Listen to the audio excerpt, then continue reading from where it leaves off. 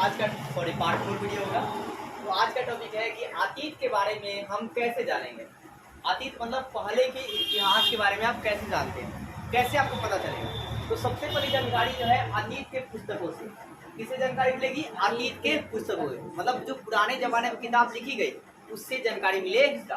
किसे मिलेगा? अतीत के पुस्तकों से, मतलब जो पुरानी जमाने में जो किताबें लिखी गई, जैसे रामायण लिखा गया, महाभारत लिखा गया, पुराण लिखा गया, इन सारे किताबों से हमें जानकारी जो है मिलेगी। फिर दूसरी बात है कि जीवाश्मों से मिलेगा। किसे मिलेगा? जीवाश्म से। अब जीवाश्म में क्या होता है? तो जीवों के अवशेष को जीवाश्म कहते हैं। क्या सुना दिया आपने? जीवों के अवशेष को जीवाश्म कहते हैं। जीवाश्म मतलब हड्डी वड्डी, ठीक है, कंकाल।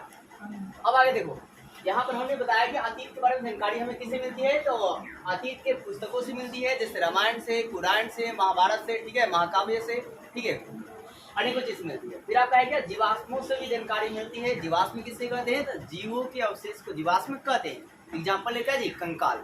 अब कंकाल कैसे पता मिलता है? तो जब खुदाई कराया जाता है तो हमें खुदाई द्वारा चीजें जो है मिलती है, और उससे हम लोग चेक करते हैं। किसे चेक करते हैं? रेडियो कार्बन डेटिंग विधि। किससे करते हैं? रेडियो कार्बन डेटिंग विधि से। किससे चेक किया जाएगा? रेडियो कार्बन डेटिंग विधि से कि वह जीवाश्म कितना साल का हो गया, ठीक है, उसी आधार पर बताया जाएगा। तो यार है ना आप लोग। फिर और किसी जानकारी मिलती है? पांडुलिपि से। किसे मिलता है जी? पांडुलिपि। आप समझते हैं कि पांडुलिपि क्या होता है? तो देखो पहले के जमाने में ना आपका है क्या कि ऐसे, मतलब देखो अभी आप टाइप करते हैं कुछ भी लिखा जाता है, ठीक है, अभी कलम आ गया, कलम से कॉपी को आसानी से लिख देते हैं। तो पहले जमाना ऐसे नहीं था। पहले में क्या था भाई साहब कि मतलब हम लोग रंगों के माध्यम से और सिक्कों के माध्यम से लिखा जाता था, ठीक है, हाथों से लिखा जाता था।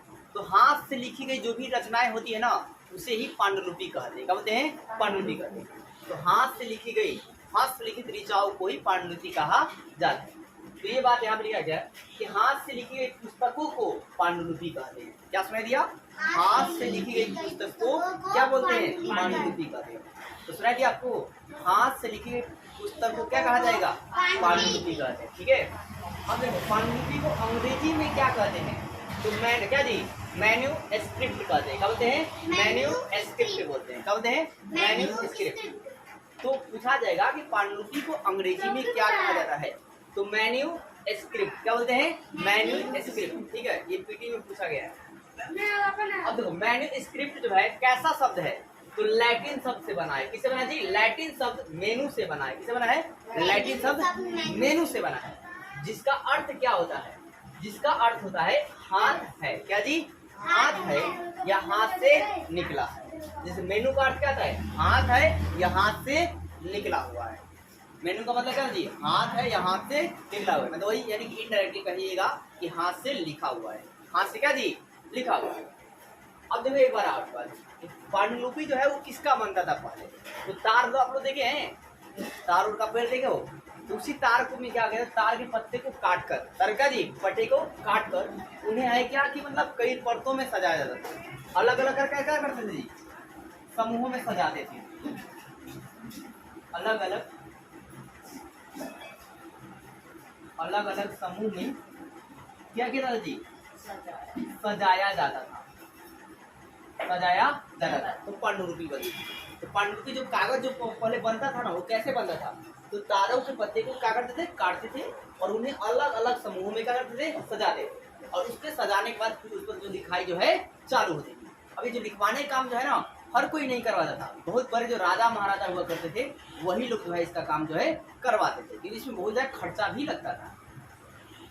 तो आपसे पूछा जाएगा पांडुलिपि जो है क्या होती है? तो आप लोग डायरेक्ट बोलना तार के पत्तों का समूह होता है। क्या होता है? तार के पत्तों का क्या होता है जी? समूह होता है। पांडुलिपि किसकी बनती है? तार के पत्तों का समूह। क्लियर रहेगा आपको? और फिर आएगा तार के पत्तों पर जो आएगा जब लिखाएगा हाथों से तो उसी हम क्या बोलेंगे? पांडुलिपि कहा जाएगा। किताब कही जाएगी पांडुलिपि किताब। अब आगे देखो, इतने वर्षों में कई पांडुलिपियां क्या हो गई? नष्ट। कई पांडुलिपियों को क्या कह जी? कीड़े खा लिए। अब ये बहुत पुराना हो जाएगा तो इसका असर उठ जाएगा, कीड़े उसे क्या खाएंगे? खा जाएंगे। और कुछ पांडुलिपियों को मतलब जब एक कंट्री क्या हुआ दूसरे कंट्री पर आक्रमण किया तो वहाँ के राजाओं ने क्या किया? उस पांडुलिपियों को क्या किया? नष्ट कर दिया। कुछ पांडुलिपि जला उला दिया, कुछ को फाड़ उड़ दिया, कुछ को फेंक फाड़ दिया।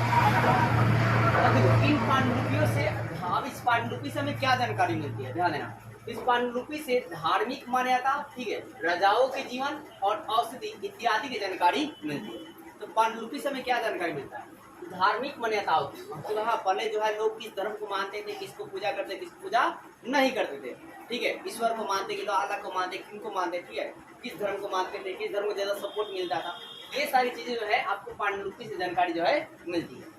इसके अलावा राजाओं के जीवन की जानकारी मिलती है, मतलब राजा जो लोग होता था ना, तो राजा लोग अपने पास क्या रखता था, क्या नहीं रखता था, वो कौन वीर राजा था, कौन कमजोर राजा था, ये सब जानकारी जो है किससे मिलती है? पांडुलिपि से ही मिलता है। फिर एक क्या औषधि के बारे में, औषधि मतलब दवाई के बारे में, ठीक है, कि पहले के लोग जो है बीमार पड़ते थे तो किस किस दवा का जो इस्तेमाल करते थे, इस तरह। अब आगे देखना, जैसे कि मतलब आपका है क्या कि चरक का, जैसे कि इंडिया में जो है ना औषधि के जो ज्यादातर खोजकर्ता किसे मानते हैं, तो चरक को मानते हैं। किसे मानते हैं? चरक। और चरक जो है ना किताब लिखेगा चरक संहिता। क्या लिखा है? चरक संहिता। पूछा जाए आपसे कि चरक संहिता किसने लिखा है, तो चरक ने। किसने लिखा जी? चरक। सिर्फ आगे का नाम लगा दो। क्या जी? चरक संहिता किसने लिखा है? चरक ने। इसमें किसके बारे में बताई गई है? औषधि के बारे में बताया गया, आयुर्वेद के बारे में बताया गया है, ठीक है। तो इंडिया को ना आयुर्वेद का जनक कहते हैं। क्या होते हैं? आयुर्वेद का जनक। मतलब औषधि सबसे ज्यादा इस्तेमाल जो किया जाता था वो कहाँ होता था? इंडिया, भारत में।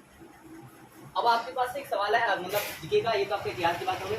राष्ट्रीय बालिका दिवस ये कब मनाते हैं? 23 जनवरी को। राष्ट्रीय बालिका दिवस कब मनाते हैं जी? 23 जनवरी को।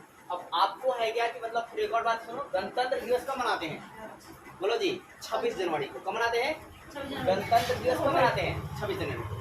फिर राष्ट्रीय सीमा शुल्क दिवस, राष्ट्रीय का जी सीमा शुल्क एवं उत्पाद दिवस भी कब मनाया जाता है? यार ना 26 जनवरी को। कब मनाते हैं? 26 जनवरी को।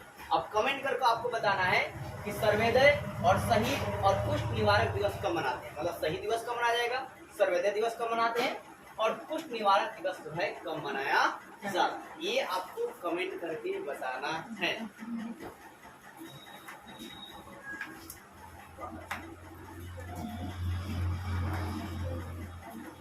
लास्ट